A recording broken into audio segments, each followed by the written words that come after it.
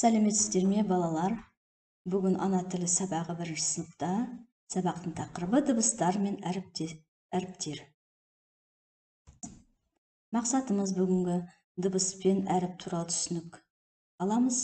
Дыбыс пен әріптің айырмашылығын ажырата білуге үйренеміз және қыз өлеңімен танысамыз. Кәнеке балалар, қайталап жүрейік. Біз сөз неден құралады?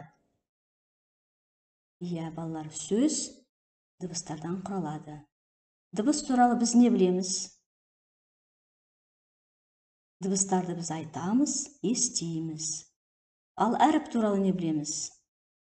Әріптерді біз көреміз және жазамыз. Жақсы. Енді кәнеке балалар, жұмбақ шешейік.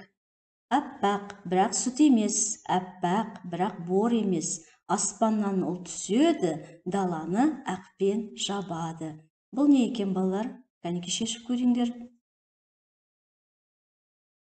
Мен ойлайым, таптыңдар сендер жауабын. Ол қар, әрине.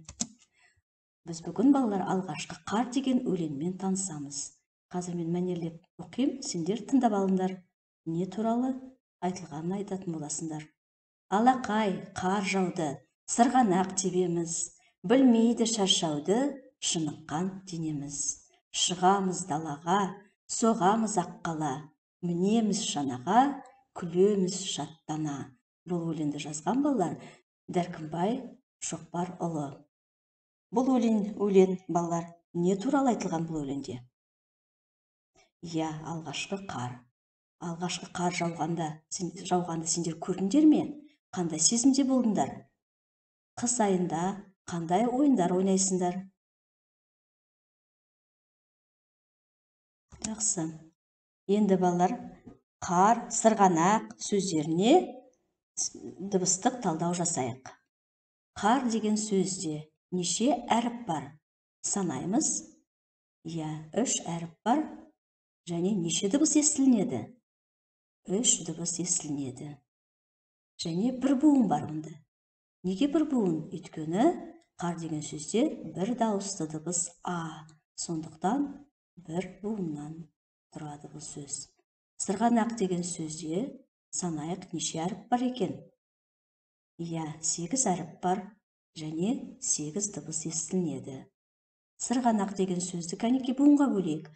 Сыр-ға-нақ. 3 буынға бөлдік. Өйткені бұл сөзде 3 дауысты дыбыс бар. А. Жақсы, балалар. Енді, балалар, дәптерімізбен жұмыс жасаймыз. Дәптерімізді қиғаш қойып, В әрпін көркем етіп жазайық.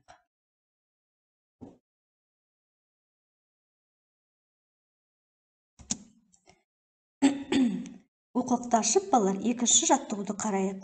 Сөздерді көшіріп жаз дейді. Әуелі қарап алайық, 1-ші жолда қандай сөздер жазылған? Оқып жүрейік. Қар, жар, тар. Кәнеке балалар, бұл сөздің мағынасы неліктен өзгерді деп ойлайсыңдар? Иә, балалар, 1-ші дауыссыз дыбыстар өзгерген, иә? Қ, Ж, Т. Сондықтан сөз мағынасы да өзгеріп тұр. 2-ші жолдағы сөздерді оқиық. Қыс, қас, қос. Бұл жерде неліктен сөз мағыналар өзгеріп тұр? Өйткені 2-ші дауысты дыбыстар өзгерген, иә? А, О. Сондықтан сөз мағыналар да өзгеріп тұр. 3-ші жолдағы сөз. Топ, доп. Қандай? Неліктен сөз мағынасы өзгеріп тұр? Иә, Т мен Д. Сондықтан сөз мағынасы өзгерілген. Осы сөздерді көшіріп жазайық.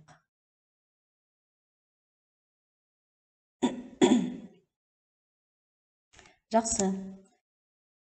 3-ші жаттығуды, балалар, мына жерде берілген бос орындарға дауысты дыбыстарды қойып сөздерді құрап жаз. Бос орындарға дауысты дыбыстарды қойайық. Г, Л. Ортасына қандай дауысты дыбыс қойуға болады? Үя қойайық. Сонда гүл деген сөз шығады. Бұл сөз қандай? Жуан ба, жіңішке ме? Айтып көріңдер. Д, П. Ортасында қандай дауысты дыбыс тұруға мүмкін? О, я, доп болады. Б, С. Ортасына қандай дауысты дыбыс қоямыз? Бас. А қояйық, бас. Жақсы. Енді екінші бағандағы сөз әріптерге қарайық. Мұнда балалар дауысты дыбыс алдында және соңында тұрады дауысты дыбыстар. Кәнеки А қойып көрейік. Алма деп оқиық. Алма. Екінші сөз. Мұнда да А қойып көрейікші. Қалай болады? Арба. Жақсы. Үшінші сөзде Л мен Ш ортада дауыссыз дыбыстар. Яғни дауысты дыбыстар қояйық сызықтың орнына. Елші. Елші. Яғни мұнда екі дауысты дыбыстар әртүрлі, Е мен қойдық. Жақсы. Үшінші бағандағы сөздерде мұнда бірінші дауысты дыбыс, екінші дауыссыз, үшінші дауысты, төртінші дауыссыз дыбыс. Кәнеки, қандай сөз мүмкін болуға?